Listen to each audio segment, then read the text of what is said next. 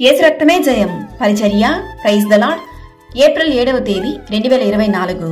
ఈరోజు దేవుని వాక్యము, సమాధానకర్తయగు ప్రభువు తానే ఎల్లప్పుడూ ప్రతి విధము చేతను మీకు సమాధానము అనుగ్రహించునుగాక. ప్రభువు మీకందరికి తోడయుండునుగాక.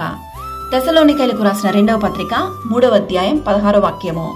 మన దేవుడు సమాధాన ప్రభువు. సమాధానపరచువారు ధన్యులు, వారు దేవుని కుమారులనబడుదురు. తన ప్రజలకు బలముననుగ్రహించును. యెహోవా తన ప్రజలకు సమాధానము కలుగజేసి వారిని ఆశీర్వదించును. క్రీస్తు మన యందు ఎదురు చూసేది, కోరుకునేది అందరి పట్ల సమాధానముగా ప్రవర్తించడమే.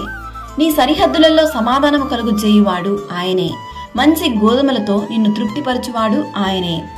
దేవుని వాక్యం ఇలా సెలవిస్తుంది, నా యందు మీకు సమాధానము కలుగునట్లు ఈ మాటలు మీతో చెప్పుచున్నాను. లోకములో మీకు శ్రమ కలుగును, అయినను ధైర్యము తెచ్చుకొనుడి, నేను లోకమును జయించి ఉన్నానెను. ఈరోజు ఈ వాక్యం వింటున్న ప్రియ విశ్వాసులారా, ఈ రోజుల్లో చాలా మంది సమాధానం లేక, వేదనలో, మనశ్శాంతి లేక, బాధతో దిగులు చెందుతూ ఉంటారు.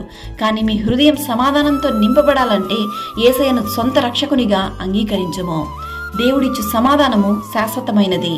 సమాధానకర్తయగు ప్రభువు తానే ఎల్లప్పుడూ ప్రతి విధము చేతను మీకు సమాధానము అనుగ్రహించునుగాక. ప్రభు అయిన యేసుక్రీస్తు కృప మనందరికీ తోడయుండునుగాక. ఆమేన్. God bless you.